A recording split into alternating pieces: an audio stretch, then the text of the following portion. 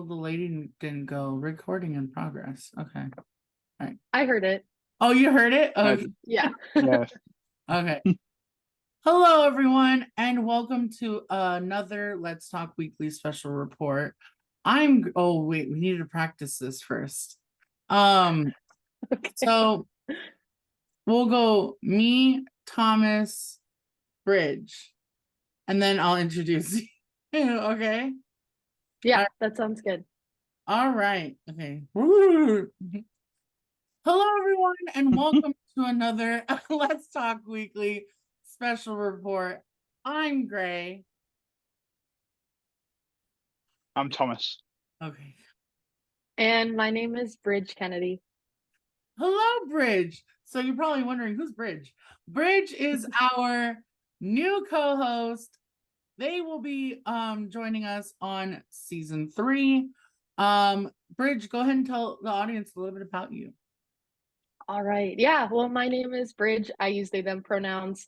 I was born and raised in Minneapolis, Minnesota, and have lived in Santa Cruz, California for the past 5 years.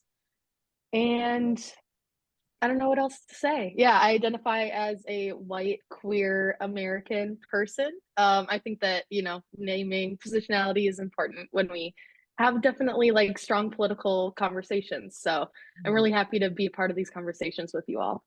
I'm so excited.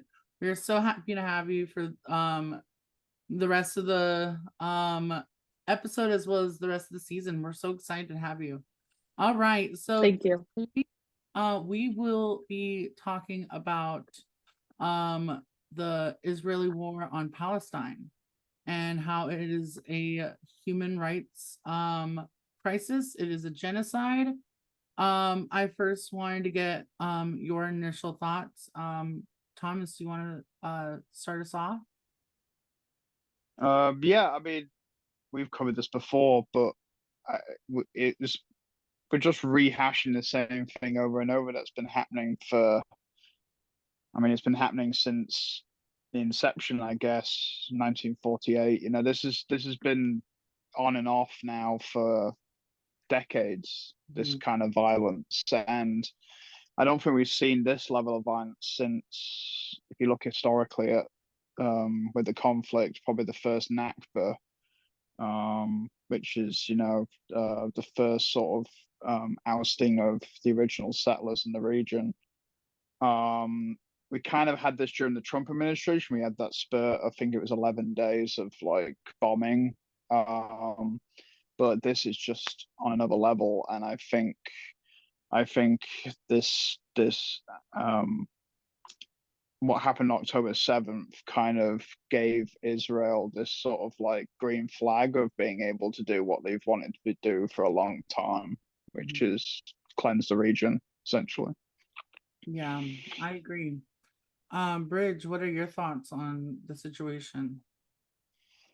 I think something that has really changed or shifted, especially in the Western point of view in terms of like viewing the conflict, is that in the past, a lot of people just didn't really talk about Israel Palestine in the mainstream. It was often seen as like a joke to talk about Israel Palestine because it's so complicated, was often the retort. And I see today a lot of the media still kind of having this disconnect between, being critical of Zionism and being critical of Jewish people or being anti-Semitic. So I think those conversations are really at the forefront of the Western conversation and the way that the media is articulating this, human rights crisis in Gaza.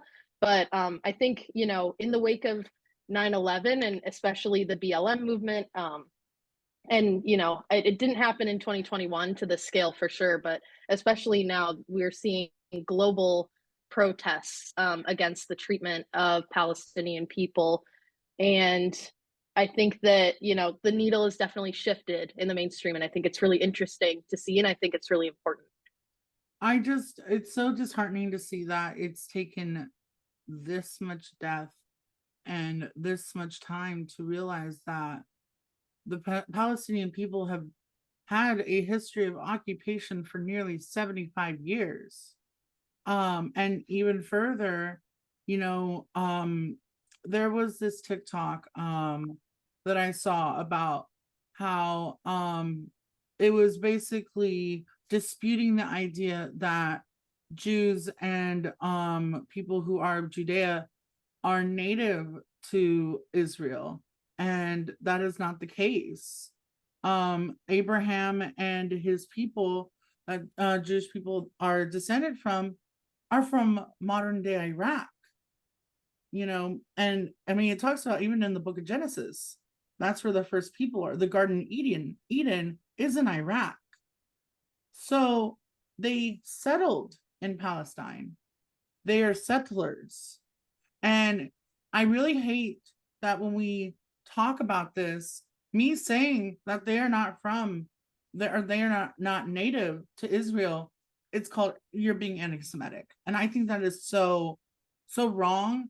And it's almost harmful to people who are of Jewish descent, and as well as survivors of the Holocaust, because they are kind of like policing people, if that makes sense. Like, I kind of see it like that.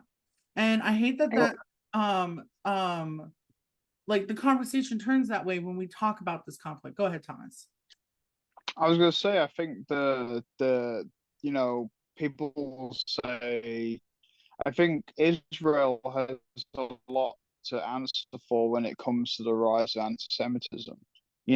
Israel uses the Star of David on its state flag, and does a lot of heavy lifting of its propaganda, where it's saying that the action, basically, it conflates the state with the faith, and it hides behind uh the Jewish faith to try and explain to people why these actions are okay as a state. I They also, oh also yeah, do it And with their so, language you too. know, They also do it with the yeah, Hebrew language, because before, in the 1940s, and it wasn't until the 1960s where they made it Hebrew the official language. Most European Jews and Jews that went to Israel to help build the state spoke Yiddish, and Yiddish yeah, is still the more dominant language in the Jewish community than it is um uh than Hebrew is. I'm so sorry. I didn't mean I to. I just really wanted to make that point. yeah, and I wanted to add no, on to your point. Oh, sorry.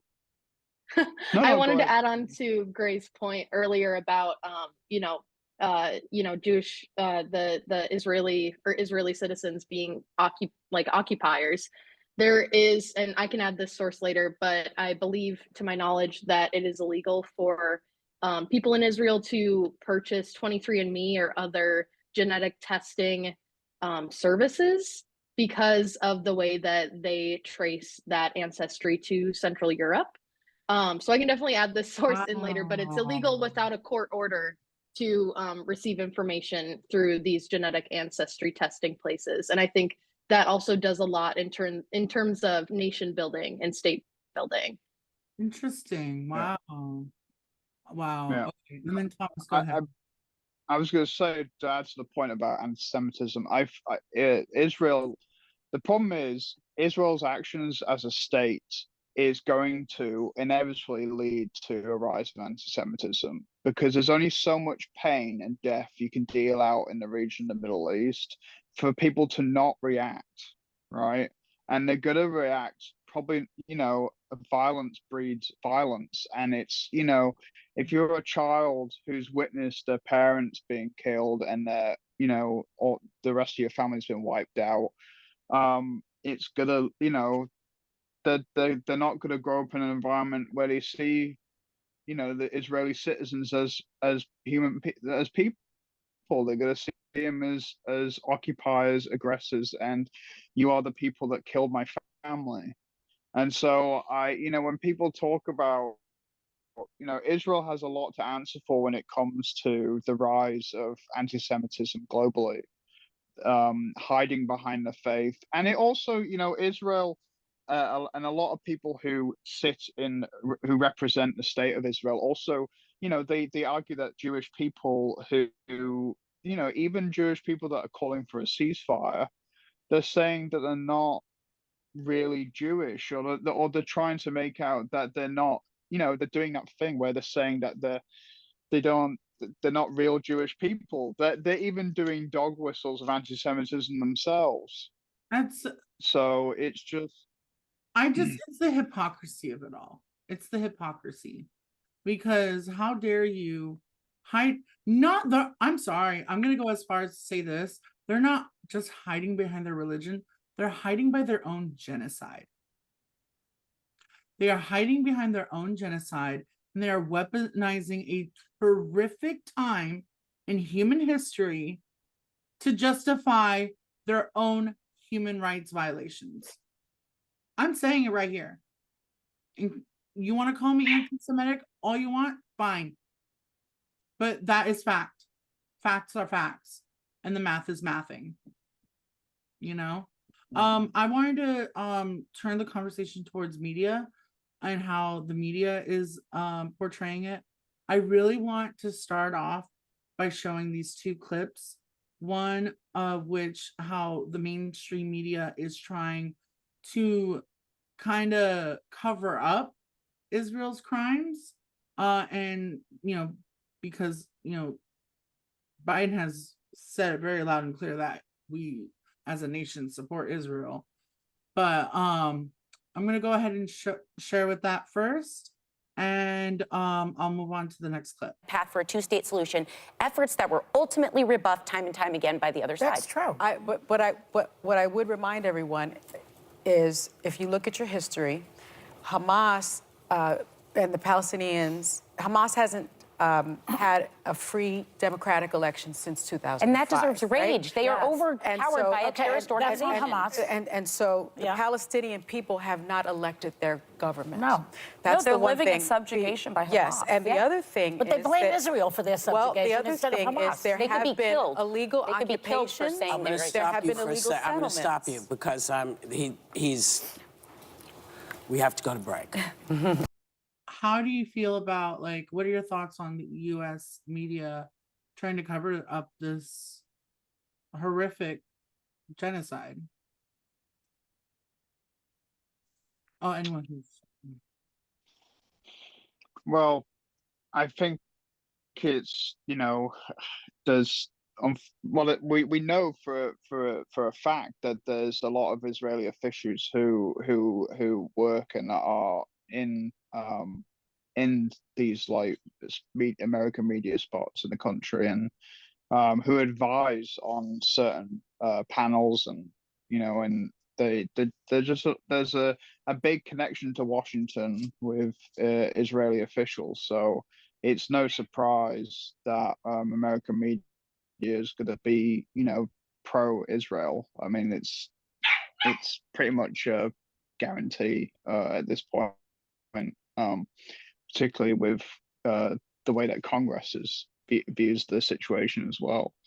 And I think for a long time, if you go back, you'd be hard pressed to find someone in the media who is not pro-Israel, particularly as there is kind of like in the past, there's been a backlash to having a stance that's anything other than pro-Israel. Yeah.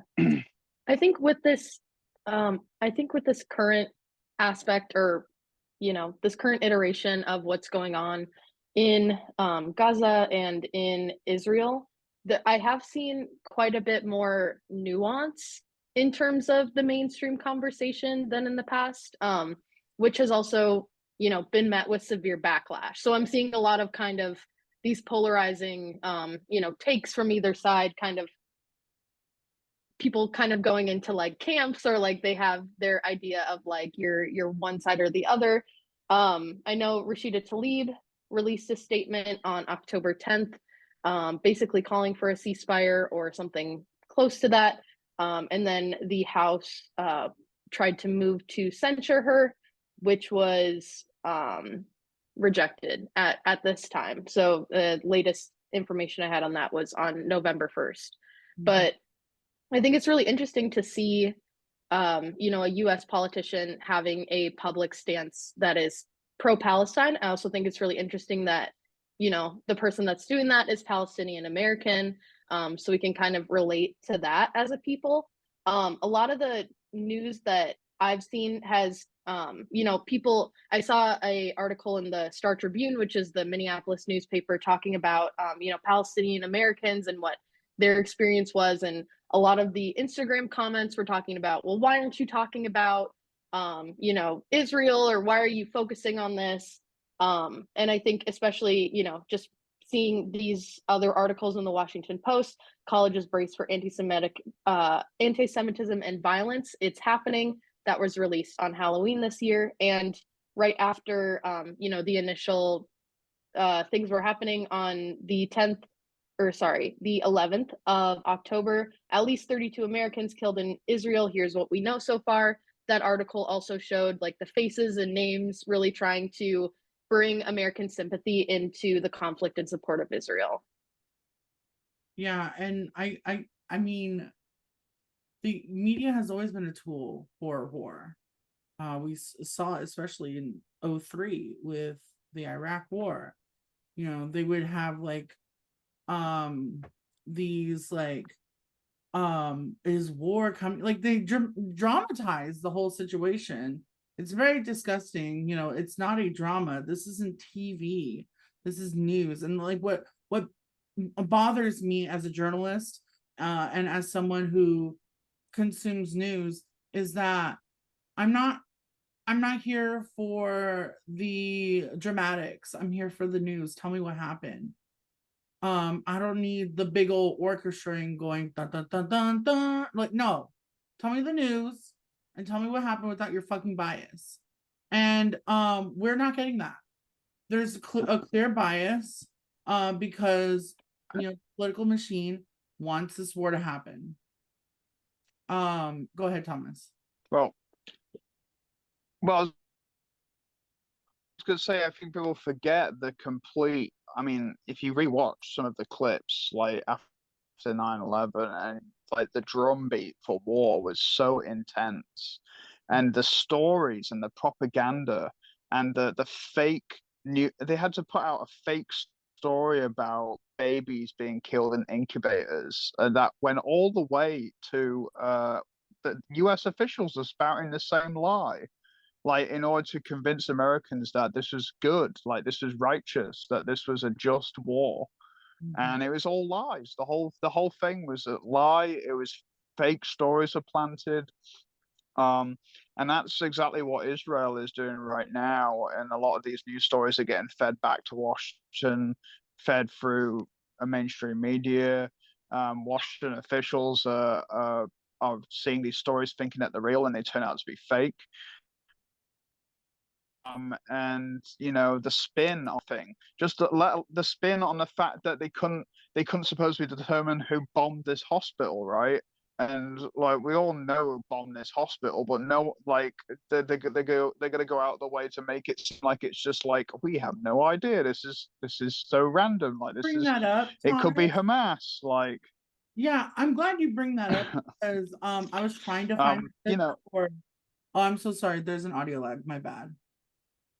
Hello, are you there? Uh-oh. that's okay. Okay, I'm so Yeah, sorry. can you hear me? Yeah, I was just saying that I'm glad that you brought up the hospital because what really pissed me off, and I was trying to find the clip, but there was a clip of Joy Behar on the View saying, and enough with that hospital. Israel did not bomb that hospital. And I'm like, oh my God, did she really fucking say that on live television? Like, these people are lying to the public. Like, And yeah, and the worst thing about it is that Israel came out like because it was so obvious. They kept changing their story, and they changed the story to, well, actually we did, but it's because we believe Hamas officials were operating underneath the hospital, right? So apparently it's okay to flatten a hospital and kill a bunch of civilians because you believe that there's some enemy officials like operating underneath a hospital, like but and the problem is with this is that they're using the excuse of flattening all essential services in Palestine, and the excuse they use is that they want the basic. They're using it as a, well, we don't know if Hamas is operating there. We have to do this. We have to bomb this bakery. We have to bomb every single hospital in the region. We have to bomb the last hospital that provides cancer treatment in the region. Like, you know what I mean? Like, it keeps going on and on and on, and we're making these, it's just lies. Mhm. So, back to bring this back to the media and the people who spout these lies, and their sources. A lot of the sources that people, when they bring up these things, the source comes directly from the IDF, right? And it's a bit like, it reminds me of BLM, where they would use the police as the source of their information, right? And it's the media not doing its job, where they're not using critical thinking, going, well, who's this information coming from? Yeah. And in this instance, in this war, if this information is coming directly from the IDF, and they have been known to lie consistently about this war, and you're only sourcing that information through the IDF, then of course the information is not only going to be skewed, but you're willingly doing this because you want one point of view across to Yeah. Americans at home. Mhm. And on top of that, as we've seen, 34 journalists have been killed in this recent iteration of all of the violence that's happening. They're literally not supposed to do that. Again, war crimes. Mhm. You know what? Like, I'm gonna show this clip in a bit. Of finally a journalist doing its job, but I will say this: the idea of war crimes, like, war is a crime in its own, and like what Israel is doing, period. Like, what? Okay, if it wasn't a hospital and there were no civilians, people dying, like, that should be a crime on its own. But that's just my opinion on that. But okay, I want to go ahead and share this. Well, Oh, go ahead and close this off on that. I was going to add to that, and basically, I think for the first, because, like, if we're talking about media, right? I think one of the differences this time around is that back in 03, we didn't have the social media push that we have today, right? We didn't have like the counts. We didn't have the direct like camera that you're seeing from people on the ground in Palestine, right? So people are able to spread these videos that you weren't able to see back in 2003 with Iraq and Afghanistan, right? You weren't really able to see what was happening on the ground. And that's why if you watch the news like right now, you're seeing a slight shift because they're realizing that they can't just blatantly not report this stuff because people have already seen it on social media. They're seeing the devastation, they're seeing the bombing of refugee camps, they're seeing the bombing of hospitals, and they're seeing like news stories about people in Gaza who, I think one family lost 40, they've lost 43 generations of families like across the No, whole of Gaza, literally, right? Which is just, 40 families just I off can't the even. registry. It's disgusting. Yeah, 43 just completely dead. So, we're seeing that, and for me, when people bring up like, the media does this thing, well, what a, like, who's holding Hamas accountable? And the fact is that if you were born and raised in Gaza, right, and you watched as all your family members died around you, say you're a young child, right, like, and you grew up in that environment, like, are you like, there's gonna be a whole generation of people that are gonna want not just justice, but they want revenge. And when I talk to people and I say, like, when it comes to occupation and it comes to living inside a fascist state, right? Like, you would do anything Mm-hmm. to end this, and anything involves the horrors of war. And I think people, like, the liberal mindset cannot understand that war is horrific. War and also civil the need for freedom is also horrific, and it comes with violence. And Yeah. when someone's fighting for their freedom, that there is violence. I'm sorry, but like there is violence and there is chaos. But if you're in a situation where you have to fight for your freedom, you will do anything. You're basically you're going to have to use the tools of your enemy. Like you have to degrade yourself morally in order to gain your freedom. Yeah. And I think people can't. I think people are kind of starting to grasp that with Palestine, but they're seeing it firsthand. Like what would you do in this situation if you were living in this condition? Yeah. And I don't think people like to grandstand and say, people like to grandstand and say, I would do it, like if I was in that situation, like, and But I the point watched is, every you're single not. family member around me die. Mm-hmm. Yeah, exactly. I hate Yeah. when people say that. Yeah. Like, you're not in that situation. So your point is moot. Like, you're not. Like, your opinion does not matter because they're actually Yeah. living. Yeah. I'm gonna go ahead and share this clip right now. How does bombing a densely populated land strip filled 50% with children constitute self-defense? How does bombing hospitals, churches, mosques, and UN schools constitute self-defense? Well, you say if Hamas fighters are hiding in the hospital using the civilians as human shields, okay, let's say they are.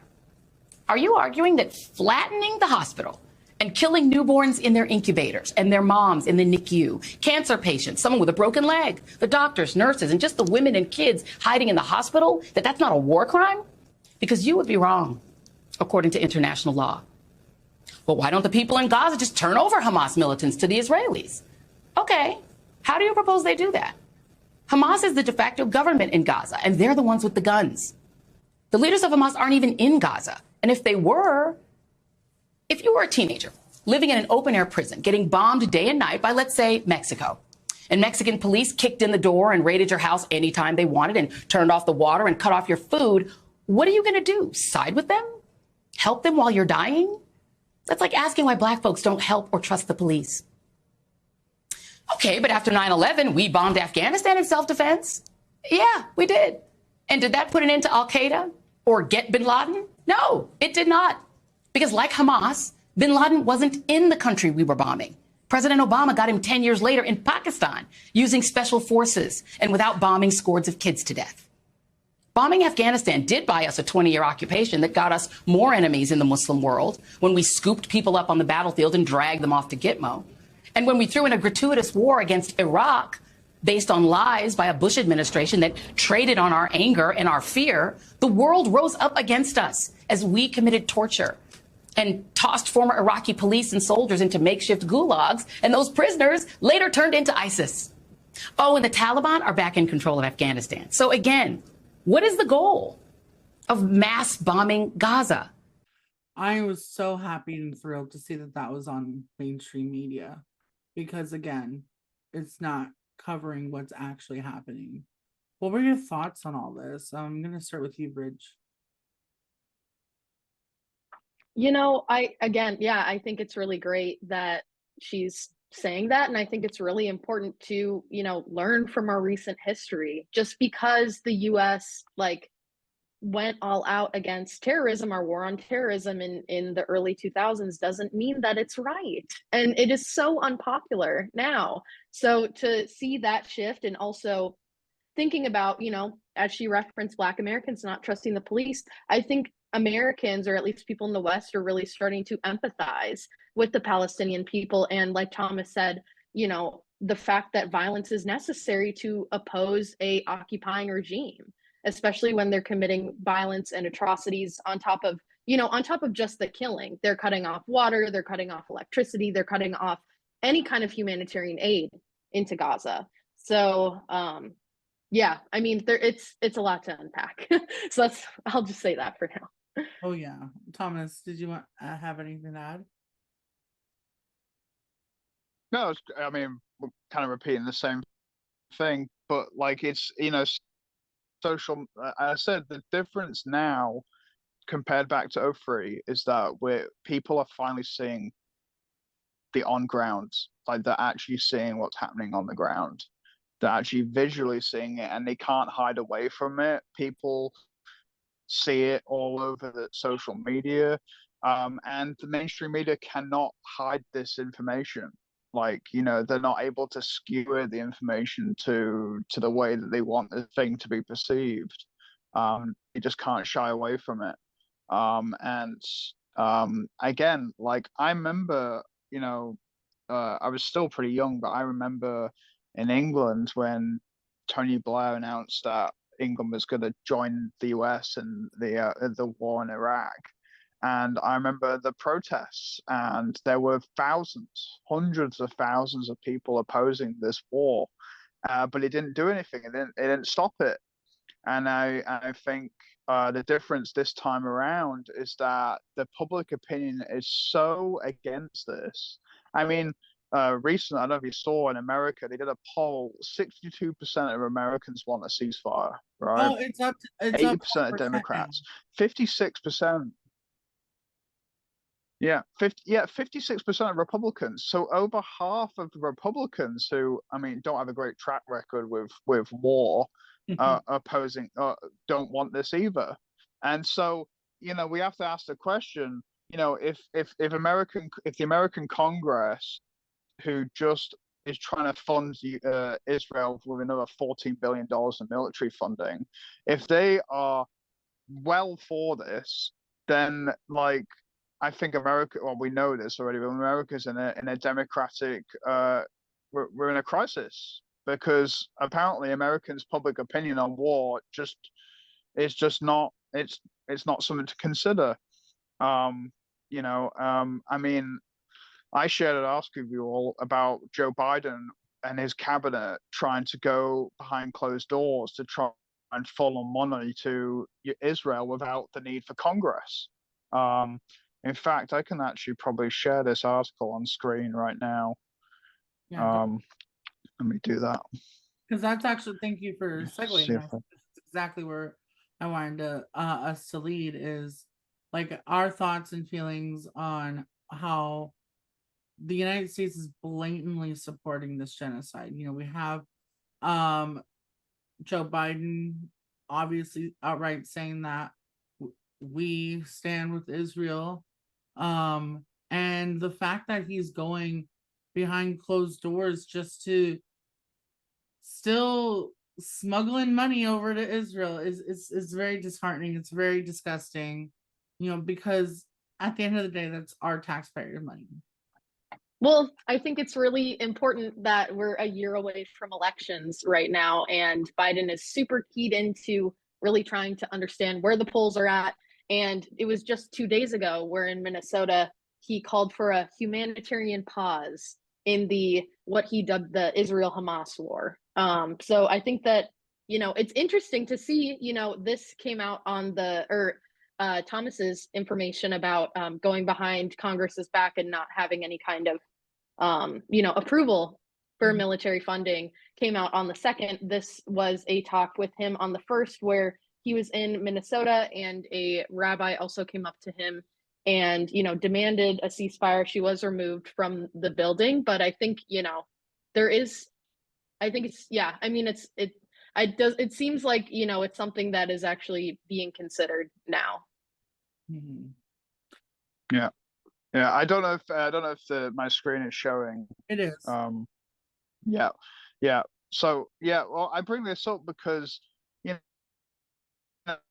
know, when we had the drumbeat of '03, and basically when we had the Patriot Act come into effect, what we're seeing is another, you know, if the Biden administration is able to do this, right, and they're basically able to convince people that we can do military arm deals behind closed doors without the need of Congress, then we're not only we essentially the American whoever's in the White House can essentially fund a war without any congressional oversight, without any House representative voted, like no votes, and it's all done in secrecy, and we're able to send billions and billions of dollars to basically fund the genocide, right?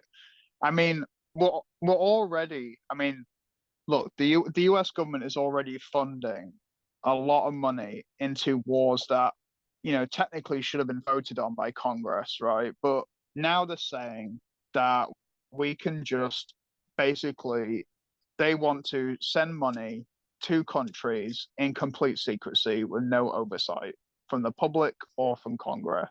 Another thing Um, I want to also add and is they're sending this money to Israel, and Israel, at least for Israeli citizens, offers universal health care to its citizens and universal education, the things that most Americans agree with and yet do not have, because again, this government does not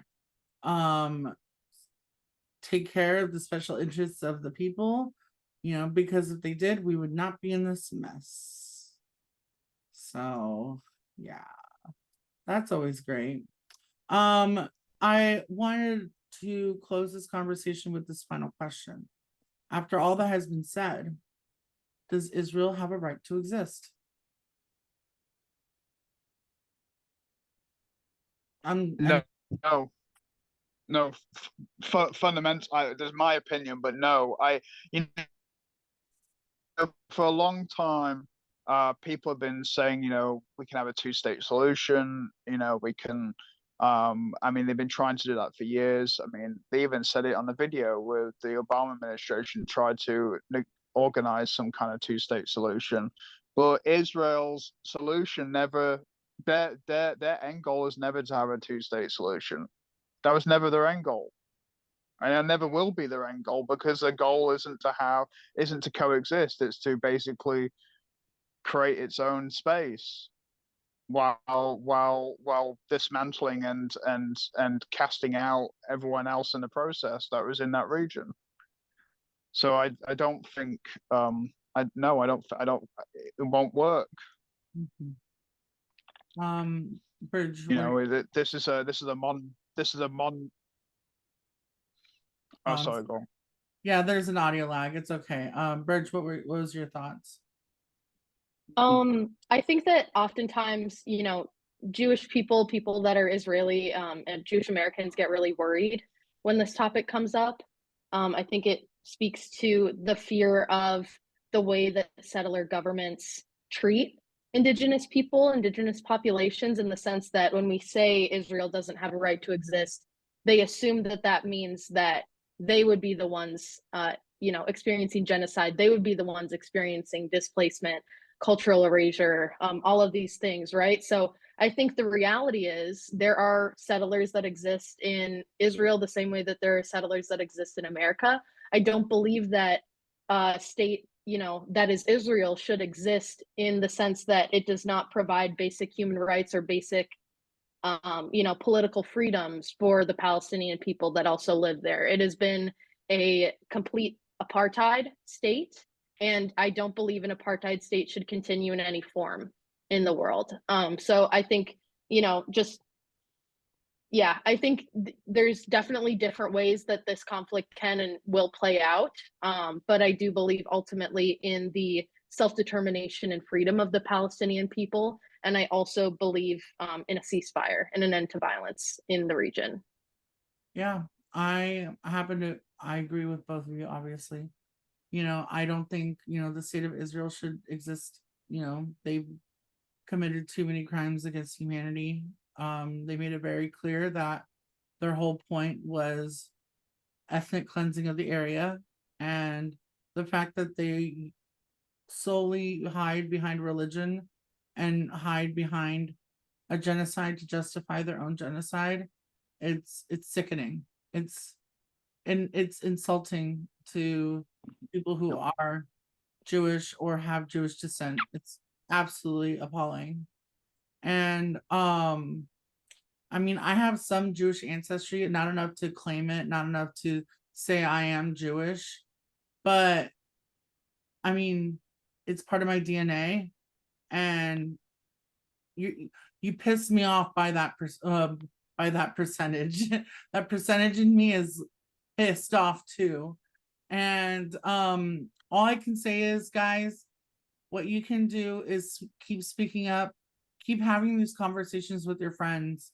You know, maybe take a minute instead of, you know, talking about the Britney Spears book, because trust me, we all want to read it, but maybe have a conversation about this first and then go back to Britney Spears, you know? We need to keep having these conversations because, again, the media is not going to want you to have these conversations. I want Yeah. to shout out to Cal State LA. They are having a march on November 8th from 12 to 2 in front of the bookstore. Please, if you are in the area, come by and support it. Bridge, go ahead. There will also be a large protest tomorrow, November 4th. So that'll already have happened by the time that there will be multiple protests. Please, you know, if you're able to continue to protest, please call your representatives. It really does make a difference. I know sometimes people feel like, you know, what are we doing? Like, how are we doing anything, you know, in the West when we're not there, right? But there's so much in just educating other people and just sharing the information that has been, you know, gate kept from the mainstream to continue to, to just continue to share this information is what Palestinian people are asking for from people across the globe. So that would be, what I would say. And then, you know, if you are able to continue to protest and speak out publicly, I know sometimes people are in positions that, you know, prohibit them from speaking publicly, whether that be like within their jobs or in different areas. But I think, you know, it's so important to have these conversations whenever possible. Yes. All right. And Thomas, any closing thoughts?